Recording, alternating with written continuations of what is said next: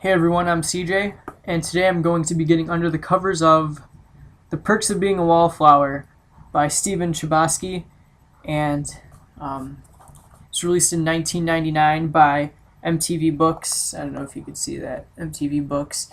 And before I get into this, I want to say this book is too good to be made by MTV Books. Anyways, it's 213 pages of novel, and it's actually a pretty quick read. Some of the pages are half pages and what have you, and it's written in a series of letters. It's an epistolary novel, which is a book or novel written by a series of documents, whether it's letters or diary entries or newspaper clippings. And Charlie's the main character, which isn't his real name. He's using the alias Charlie because he wants everything to be anonymous, not unanimous, anonymous. He's writing these letters to a friend, and it's not said who the friend is, but it's assumed that you're the friend, and he's writing these letters to you. And the way he writes them makes it really personal, and you really, like, as I was reading, I really believed he was writing these letters to me. And that's just shows how well Chbosky wrote this novel. The plot is based around a character named Charlie, as I said before. It's his alias, it's not his real name. And he's going into his freshman year of high school, and he's really scared. So that's what gets him to start writing these letters. And Charlie's been held back a couple years, so he's going into high school as a 16-year-old and not like a 14 or 15-year-old like normal high school student. Before he gets further into the novel, he lets the reader know that his best friend Michael committed suicide, and he no longer has any friends because Michael was his only friend. And he also talks about his Aunt Helen, who died, and his Aunt Helen was his favorite person in the entire world. And throughout Charlie's freshman year, he makes friends with Sam and Patrick, who are stepbrother and sister, and Patrick is gay. Charlie ends up falling in love with Sam. And what happens between the two of them, you'll just have to read it and find out. And along the way, Charlie makes friends with all these characters, and the characters are really well written, and they seem like people you would know in high school. Like some of the characters, like it just felt like people I knew from high school, and people I actually still know today. And I thought that was really cool, and it really encapsulates the high school experience, I think. And for the characters are really well written. Every character has their own individual voice or style or action. I think that's really great how Chbosky did that in such a small novel, with written in letters. How Charlie could just pick up on all the people's different reactions and comments and mannerisms, and that just shows why Charlie is the wallflower of the novel. He stands outside of groups or outside of society and looks in at them and makes these observations, and that's why he is the wallflower of the novel. And he's even the wallflower among his own friends. Like at his friends' parties, he's among the outside of the group, and he's like looking into them and writing down their life and their experiences, and he does a really great job of this. And my favorite character though is his English teacher Bill, and Bill takes a liking to Charlie. He says he's a gifted writer, and he starts giving him books to read. And one of the books he gives Charlie to read is The Catcher in the Rye, which is one of my favorite novels of all time, and I can really see elements of The Catcher in the Rye in The Perks of Being a Wallflower. And I did a little bit of research, and Chbosky said that Catcher in the Rye was one of the novels that influenced him to write this novel. And a lot of people say that this is kind of a more modern version of Catcher in the Rye. And I really can see the elements of Catcher in the Rye in this novel. But his teacher Bill keeps giving Charlie these books to read, and all these books have elements of Charlie's life in them. And I think that's a great idea for teachers to do, is to recommend books that their students would really enjoy to read outside of class. But I think you need to know your students a little bit better than you would a normal student to make these recommendations, because I really think that people can take a lot out of books, and Bill is doing this with Charlie, and I think that's fantastic.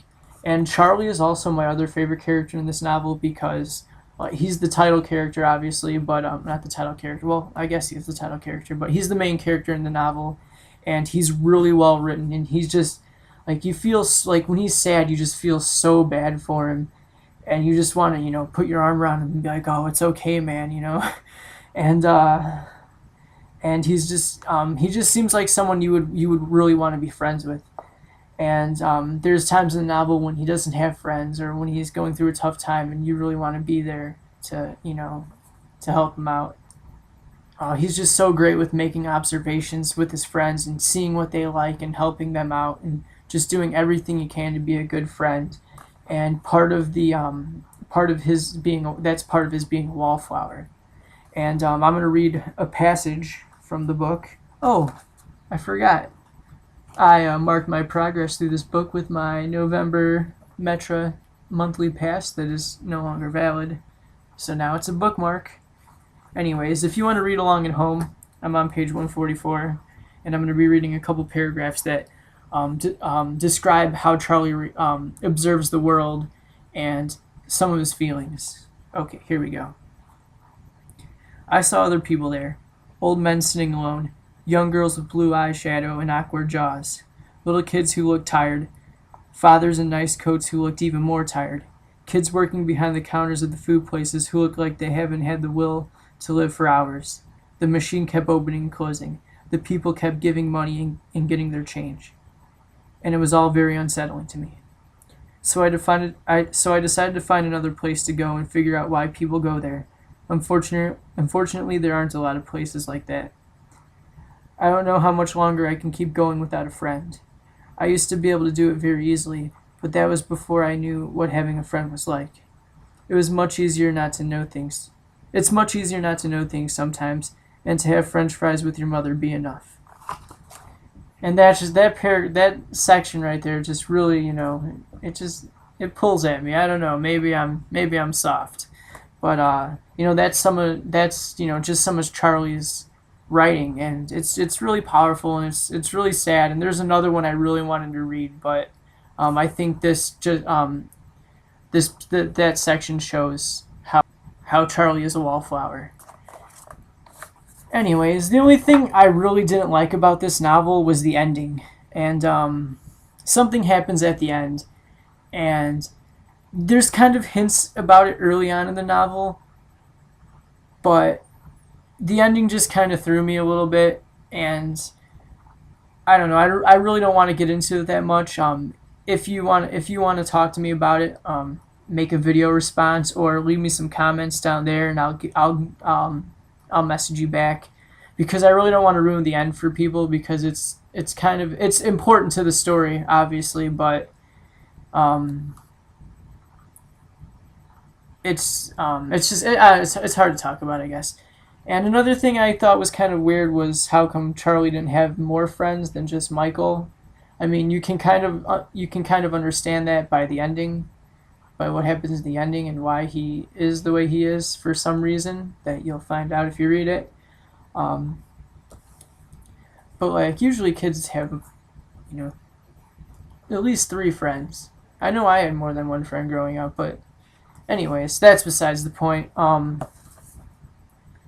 Like I said, this book is too good to be made by MTV Books. It's phenomenal. And I just found out that it's being made into a movie. And I hope and pray it doesn't suck, because this book is phenomenal. And Emma Watson's going to be in it. She's Hermione Granger. So maybe it'll be awesome. So yeah. Perks of Being a Wallflower, I'd have to give it 4 stars. If the ending was a little different, I would have gave it 5. But I'm going to give it 4. But Charlie he's grown on me, and he's probably become one of my favorite fictional characters in the novel. anyways, that's my review of Perks of Being a Wallflower. If you've read this book and want to talk about it, leave me some comments. If you like the video, hit the like button. If you dislike the video, the dislike button's right next to it. It's the thumbs down. If you want to subscribe, the subscribe button's up there. You know how to do this. This is YouTube, right? People use it all the time. Yeah. Anyways, my next book, the next review is going to be, I don't know. I've got a lot of books to read for school. I just put up a video a few minutes ago about Scott Pilgrim's, what's it called? Scott Pilgrim's Precious Little Life. I got that for school I have to read, so maybe I'll review that. I don't know. It's a surprise. Anyway, thanks for tuning in to Under the Covers. Perks of Being a Wallflower by Stephen Chbosky. 4 out of 5 stars. See you next time.